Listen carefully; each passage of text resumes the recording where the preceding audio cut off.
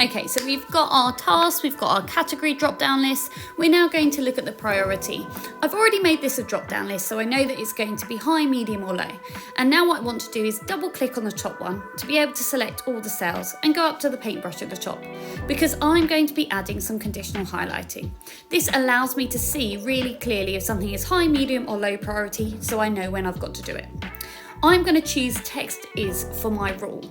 So I'm going to create a rule that every time we have high in the cell, it's going to fill that cell with red. Once I've done that, I quite simply click done. And then I can add more rules. So again, I'm going to text and then is. I can customize this as much as I want to do.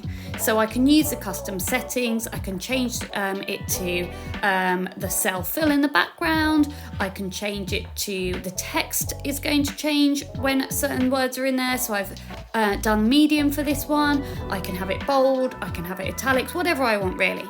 So for medium, I've put an orange background, and then I can add a rule, text is low. So every time the text is exactly LOW, low, it's going to turn it yellow.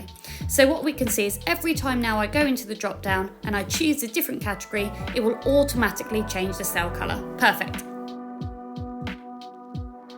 Thanks for taking the time to listen all about how to make our to-do list. Please do keep following for more information on how to use numbers.